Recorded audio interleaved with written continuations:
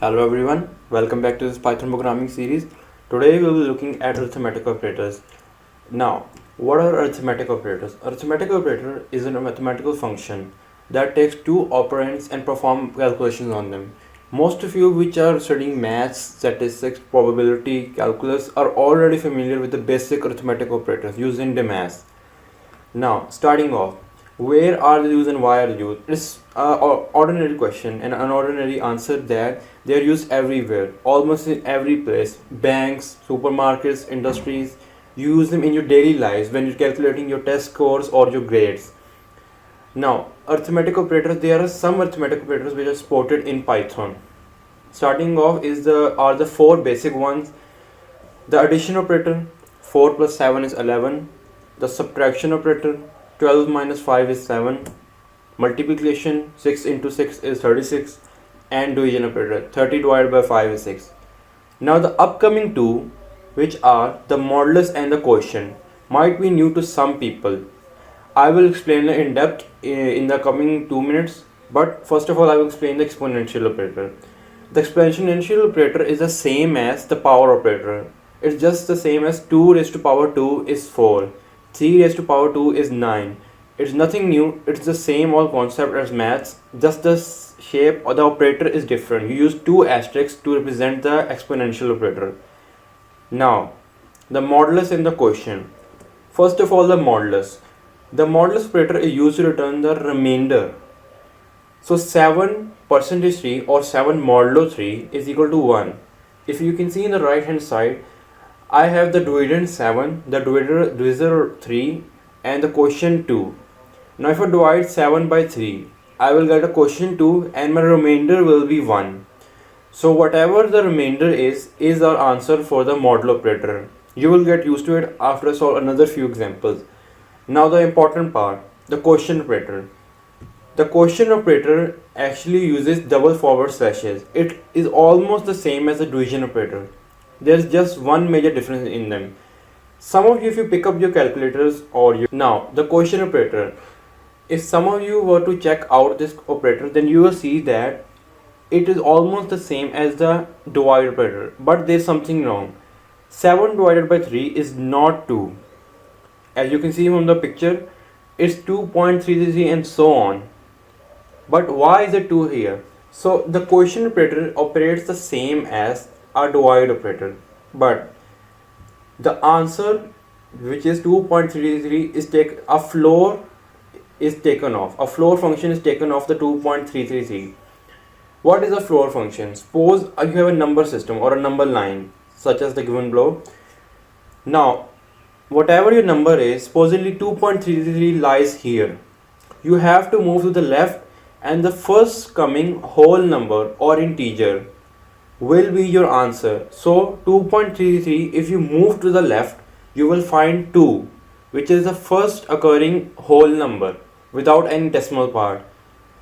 For example, what is the floor function of minus 3.5? You can pause the video if you want, I will explain the answer then. Now, the answer for minus 3.5 floor function is minus 4. As we are moving to the left side, so we will obviously occur with minus 4. So whenever you're taking the floor function, think of moving left on the line graph or the number system. So if I were to give you 3.5, the answer will be 3. So the quotient operator only returns the integer part and it takes the floor function. So don't say something like, if I give you minus 3.5, don't say the answer is minus 3. The answer will be minus 4. So these things need to be careful of. Mostly we will go in depth further in the videos, but for now this is all. Now I will be moving to the sample code. Now starting off, I will use some variables. First of all, num, I will take them from the user. I have to typecast them. Enter your first number. Do know that all the arithmetic operators need at least 2 operands. What are operands? Numbers or variables, x and y. So always need 2 of them. You cannot perform on one of them. Num2